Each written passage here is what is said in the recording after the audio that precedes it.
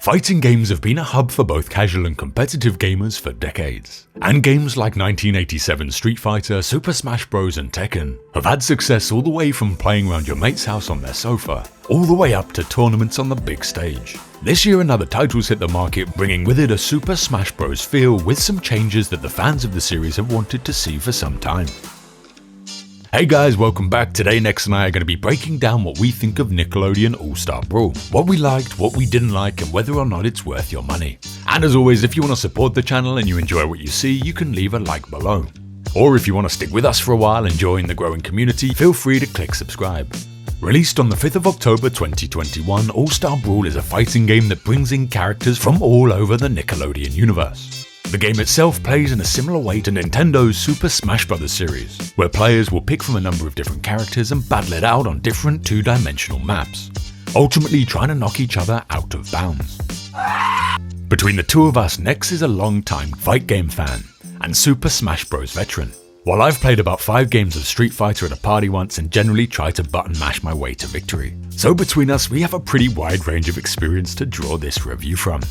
As fighting games go, it mechanically feels really good, drawing inspiration from Smash Bros but building on the areas that fans of that series have wanted to see for a while, which we think is a really smart move, and Nickelodeon obviously have their ear to the ground. However, where the game falls down for me was the lack of interesting character choices, and given all the material that they had to choose from, it's strange to me that they opened with the roster that they have. On top of that, there's the strong sense that the game was made on a budget. The character models are very basic, there isn't much in the way of unlockable content, the throw mechanic is the same for every character, and the level of polish for a game like this seems to be just a bit lacking. Luckily though, this is a fighting game, and it will live or die by its mechanics, which do fundamentally seem good, which ultimately means that fight fans may be willing to overlook some of the rough edges and embrace the game because of its core mechanics. Now I know what you must be thinking. What the hell is this, and why are they trying to get in on the Smash community? It's a platform fighter that seems to really care for its potential competitive scene, something that competitors in Smash have always felt was lacking from Nintendo. Then it seems the stars aligned, as on the same day that the last Sakurai Presents was to reveal its final fighter and large patch, the fighting arena for the Nickelodeon universe was born. So at its core, the game is a platform fighter for up to 4 players. You're free to create combinations of teams as you wish, 1v1s, 2v2s, free-for-all, in order to try and knock each other off the map. Every player has a percentage of damage that they can accrue from getting hit. The higher your percentage, the further you get knocked back. When you get knocked past a certain point in any direction, it's GG. Depending on what mode you select, it could be a timed game where the player with the most eliminations wins, or a stock battle where everyone has a preset number of lives and will fight to be the last one standing. The character roster itself currently looks back into the Nickelodeon history, where I'd be incredibly surprised if anyone was familiar with all the characters on offer. They span multiple generations of viewers: Rugrats, Legend of Korra, The Wild Thornberrys, and Invader Zim. Their choice of characters does leave a guy thinking, why this specific set of characters? With countless requests for Nickelodeon fan favourites to be added already appearing on socials, which is a real boon for the future roster of the game. One I haven't yet mentioned is Powdered Toast Man, the superhero with the power to shoot croutons from his armpits. Nuff said. And this leads me on to the character design. In a general sense, I don't think they've captured the heart of the characters incredibly well through their movesets and lack of voice acting. To me, they mostly seem generic to the show's themes, something that I feel like was a possible missed opportunity. But from a pure gameplay standpoint, the movesets seem incredibly well thought out. I must say this now, the development teams are clearly platform fighting players themselves and included so many popular mechanics from various titles into this one. They've managed to choreograph distinct playstyles for each character while giving each one options for the majority of scenarios they come across. By this I mean things like everyone has a sort of spiking ability to knock enemies downwards off the side of the stage, a dash to creatively navigate, allowing you to engage or space against your foe in irregular ways, and overall fast-paced movement and attack recovery, widening the potential options for each character.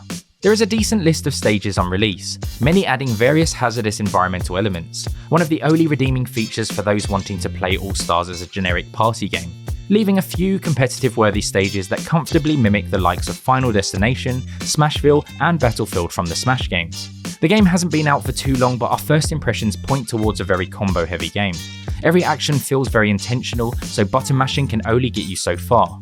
There are many situations where timing movement or an attack will only be valuable within a certain window before it leaves you open for a punish, which widely opens the doors to counterplay.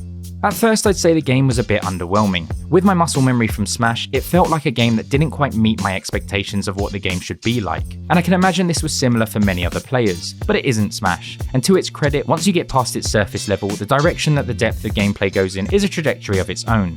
I'd say most similar to a Smash mod called Project M. We started to learn what this game uniquely has to offer. Where the Smash games has an attack and a special button, with 5 directional combinations for different attacks and moves, and 5 attack options in the air, Nick All-Stars has 3 buttons: Light Attack, Strong Attack, and Special, each with 3 directional combinations and light and strong combinations in the air. There are other nuances that were highly popular from older Smash games, like dash dancing that came in a recent patch, and wave dashing, which is exciting to see for those with competitive play in mind, and want a mechanically challenging game with an extremely high skill ceiling. Juggling foes in the air feels quite prominent right now, where it seems the light attacks are very capable of chaining into follow-up attacks up to fairly high percentages, and heavies, which are the equivalent to smash attacks, except also have air smash attacks, offer a good progression path into taking stocks off foes. The grabs are identical on every character, something that I didn't like at the beginning but have grown to appreciate as time goes on. It's certainly a negative when it comes to the individuality of each character, but creates a common mechanic to play around. One that has so many options and opportunities for mind games that keeping it clean could be seen as a good thing. I think I'd need more time to solidify my opinion on it though. You can dash attack with light or heavy attacks, both of which can be cancelled into any other attack. Whether that hits, of course, depends on the percentage of your enemy and where they got hit from your dash attack. In general, it's a game of second guessing your opponent and punishing them through reads, while mechanically controlling your characters to utilise their toolkit in the best way that suits them. This opens the window to a huge amount of mind games and clutching in countless situations. If you don't plan on playing with friends or online through their matchmaking, which has worked incredibly well for me so far thanks to their rollback netcode implementation, then I would think twice about getting the game, as the enemy CPU doesn't seem ready to play intelligently, depending on the character, self-killing themselves or just not performing well at times. There are also only default models for each character so far, so you only have the hovering name to distinguish between mirror picks. The extra modes being the sports mode, a point scoring ball game, and arcade mode leave a lot to be desired, and at this point need to be fleshed out before they get any further significant mention. Nick All-Stars on Steam has access to the remote play feature, so friends that don't have the game can jump in with you straight away, with only an ever so slight delay depending on internet connection. A great way for people to give it a go before they decide if they want it themselves. As a fan of the Smash games, my view was glaringly different from the outsider perspective of bias, which gave us this core understanding that the game isn't new player friendly, or even a top option as a party game as it stands. The decision to not include items solidifies the expectations that 1v1 competitive modes will be their flagship experience. The first update adding the previously mentioned dash dancing and swift balance patch shows the start of a dedicated development to that effect. There was also something a little jarring about seeing all the characters using models and rendered in the same engine, as they come from shows most of which are uniquely illustrated. This, at least when it came to first impressions, gave the game a bit of an unauthentic vibe to us. So where do we stand with a game that seems to surpass expectations when it comes to gameplay design and mechanics, but falls short in its artistry, overall character, and single-player friendliness? Well, it's a split decision. Thankfully, Bias and I are on different ends of the spectrum when it comes to their target audience. If you're someone looking to play on your own or just as a generic party game to casually jump on with friends, we wouldn't recommend it and therefore a pass. However, if you're keen on learning mechanics, improving, and love the tournament 1v1 format that the competitive scene for platform fighters is built around, this is looking scarily ready to hold its place amongst the best of them already, and we would consider it a play. And as a competitive gamer, this is my favourite release of 2021 so far. For both of these viewpoints, there's a huge amount of room for change. As we are so close to release, we could be a patch away from voice acting, items, or whatever fans feel like they want included. And the so-called meta on the competitive side is in its infancy, so it's hard to fully conclude the nature of things like balance for such a mechanically complex game. What we do know is the devs have expressed a clear intent for listening to feedback, so watch this space if you're currently on the fence. We're the Bullet Sponges, and we'll see you in the next one.